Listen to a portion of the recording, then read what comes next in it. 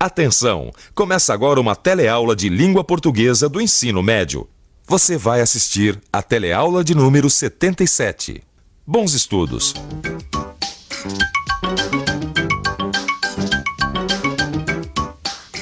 Com licença, por favor, o senhor costuma se informar sobre o que acontece na economia do país? Regularmente pelo jornal. Costuma, lógico. Eu sempre procuro saber o que está ocorrendo no dia a dia do país. Através de jornais, entrevistas de televisão e outros meios de informação. E você, sabe o que está acontecendo na economia brasileira? Na teleaula de hoje, você vai acompanhar a última parte da história do Eduardo, o operário que está tentando entender o que acontece na economia do país. Vai ver que é muito importante a gente se informar na hora de fazer um acordo salarial. E ainda vai conhecer uma tendência literária surgida nos anos 50, o movimento concretista. Nossa teleaula está começando. Tia Zumira, anota aí. Lei da oferta e da procura. Ah, por causa da inflação? Não, deu para entender tudo. Direitinho. Tá, a gente se fala. Tchau, tchau. Vejam só o que ele fez dessa pobre tia. Uma anotadora de informações econômicas. Vocês se lembram das duas últimas teleaulas? Pois é, o Machado se empolgou, usou nomes e siglas que estavam nos jornais e agora não está sabendo como explicar essas coisas todas. Deu para anotar tudo, tia? Tudinho. Oi. Como eu estava dizendo, ele abusou das informações econômicas. E para terminar a história, ele teve que ligar e pedir ajuda de um amigo do sindicato. Tá bom, tia, agora vamos começar? Vem. Não, calma, peraí. Você sabe que eu gosto das coisas explicadinhas, para não deixar nenhuma dúvida. Tá bom. Agora que ele pediu ajuda para o amigo, Machado está apto para terminar a história do Eduardo. Já sabe como explicar o que o diretor da fábrica do Eduardo quis dizer quando falou que as reivindicações salariais teriam que esperar o governo regulamentar a desindexação dos salários.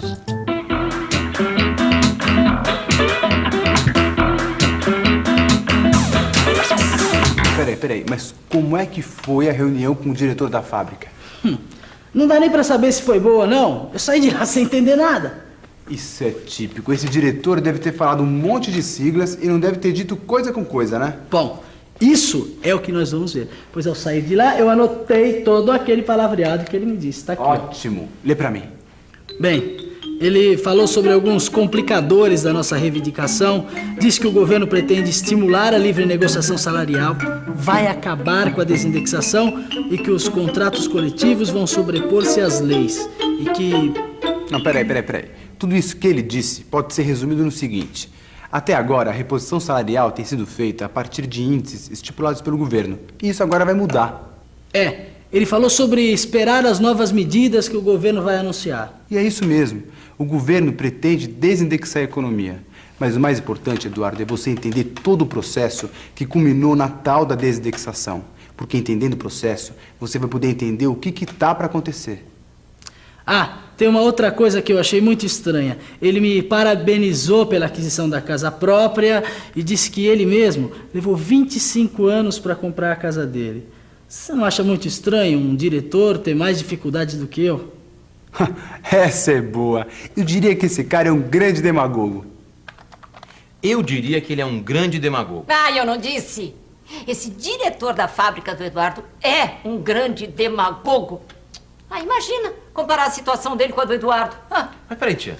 Não foi a senhora que sugeriu que o diretor começasse a reunião dando parabéns pro Eduardo? Claro. Você tinha que mostrar que a gente tem que tomar cuidado com essas pessoas que usam palavras difíceis, mas não dizem nada. Agora, eu ainda não vi você escrever nada do que o teu amigo do sindicato explicou. É o que eu ia fazer agora, tia. É? É como eu te falei, o mais importante é você entender todo o processo pelo qual o país passou, porque assim você vai entender tudo o que o diretor da fábrica te disse. Após 1964, com a disparada da inflação, que cresceu de um jeito que nunca tinha acontecido antes na história do Brasil, os governos foram obrigados a tentar todo tipo de fórmulas para proteger os salários. O objetivo dessas fórmulas era criar maneiras para os salários não serem massacrados pelas altas de preços. Deixa eu ver se eu entendi. Os preços disparavam na frente e o governo espichava os salários atrás. Os preços disparavam na frente e o governo espichava os salários atrás. Será? Meu amigo, por favor, você acha que o seu salário acompanhou a alta dos preços? De maneira nenhuma. Eu acho que o salário está defasado e o preço de tudo subiu.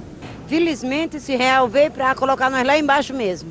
Muita gente está revoltada, eu sou de uma. Que o preço aumentou demais e meu salário continua o mesmo.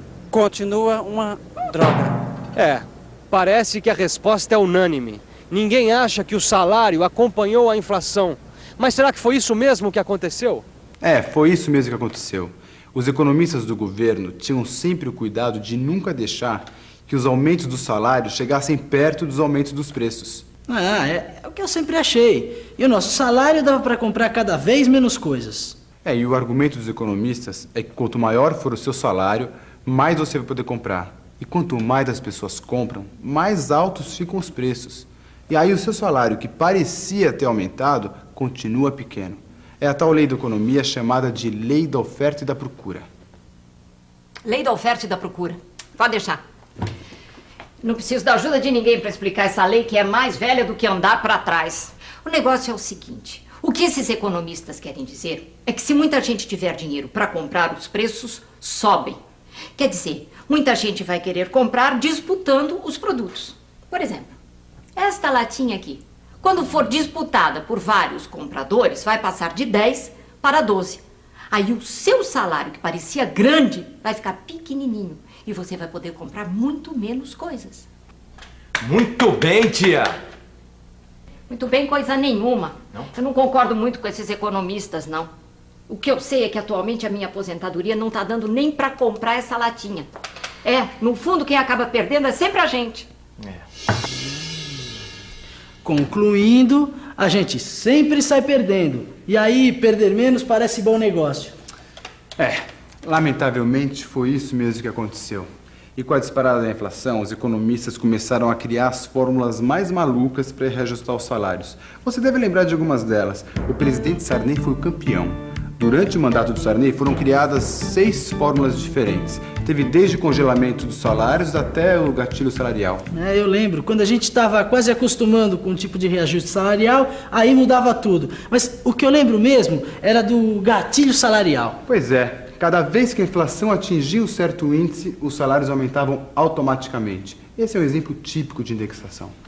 Agora deu para entender bem o que é essa tal de indexação. O valor do nosso aumento era sempre baseado num índice que tinha como base a inflação. É isso aí. E agora que a inflação baixou, o governo pretende desindexar o salário de qualquer indicador. Os salários vão ter que ser negociados através de um acordo entre os patrões e os empregados. Quer dizer que se a gente bobear, o salário vai ficar na mesma? O que a gente vai ter que fazer é ficar bastante atento durante as negociações diretas com as empresas. E para isso é importante saber bem o que falamos e ouvimos. A gente tem que se conscientizar da situação econômica. Tá aqui. Conscientizar. Tomar consciência de. Ter noção ou ideia de. Me diz uma coisa, o senhor procura se conscientizar dos acontecimentos econômicos do país? Não, me concretizo. Me conscientizar, sim. Tô vendo que o negócio não tá bom, né? Olha, eu gostaria que todo mundo entendesse a respeito do que você está falando, né? É o que nós mais vemos de sofrimento da nossa vida aqui, né? Se tivesse mais um pouco de consciência, nós não sofria tanto do jeito que nós estamos vendo isso daí, né? A respeito do dia a dia, né? E você? O que faz para entender a situação econômica do país? Tem que ler, ver os noticiários da TV, ouvir rádio, enfim, tem que estar sabendo de tudo que está acontecendo. Eu sei, mas é difícil, é muita coisa para guardar. Eu, por exemplo, até agora não consegui entender se essa tal dessa desindexação vai ser boa ou não para nós. Ainda não dá para saber, pode ser boa ou pode ser ruim, mas vai depender de muita coisa. Finalmente eu te encontrei, você não vai acreditar. Fala, o que foi? Nós tivemos um aumento de 32,8%. Não acredito, muito bom, muito bom. E sabe, lá no sindicato estão falando que a nossa categoria foi a última a ter esse aumento do governo antes da tal da dexação. Desindexação, Antônio. Isso mesmo. Espera uma coisa.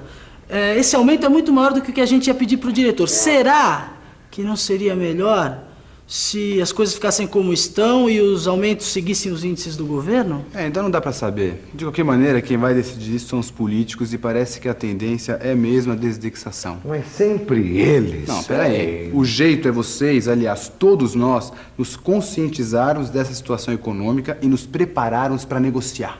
Mas o melhor agora é comemorar. Claro, afinal de contas, não é sempre que a gente tem uma surpresa dessa. Um aumento maior do que o esperado ao nosso aumento. E as próximas negociações? E como diria o poeta, sem medo de sermos felizes. Isso, sem medo de sermos felizes. Ai, que bom. Ué, esse poema não estava aí ontem. Ah, eu coloquei ali, eu vou levar pra Lígia. Epitáfio para um banqueiro. Negócio, ego, ócio, cio, o. Muito bem. Mas será que ela sabe o que é um epitáfio? E você, por acaso, sabe? Ou você vai dar o poema só porque ele é bonito? Claro que sei. Epitáfio é uma inscrição que a gente coloca no túmulo das pessoas. Falando alguma coisa ou fazendo um elogio à pessoa que está enterrada. Mas veja só que coisa interessante. Esse poema começa falando da ocupação do banqueiro. Negócio. Sugere que ele é um egoísta, egocêntrico, dado ao ócio, a vida mansa, até terminar num nada, num zero. Bela análise. Quer dizer que minha velha tia é dada aos poemas concretos. E eu te criei para ter que ouvir isso. Uma senhora que só gosta de velharia. Pois fique você sabendo que eu conheço muito bem o movimento concretista. E você, conhece? O movimento concretista é uma tendência da poesia brasileira que nasceu na década de 50. São poemas que misturam a comunicação verbal com a não verbal. E por isso, para a gente entender uma poesia concreta, além de ouvir, a gente tem que ver a poesia. Para os poetas modernos, o visual é tão importante quanto a palavra. Já vi, deve ser a Lígia no telefone. Bem, já que o Machado nos abandonou, vamos revisar. E atenção, se liga aí que é hora da revisão. Na teleaula de hoje, você acompanhou algumas explicações sobre a economia brasileira. Viu o que é a lei da oferta e da procura. O que é uma economia indexada. E ainda viu que é muito importante estarmos conscientes da situação econômica na hora de negociar os aumentos salariais. E conheceu também mais uma tendência literária brasileira, o concretismo. Agora que a nossa história acabou, eu vou aproveitar para ver a Lígia. Até a próxima.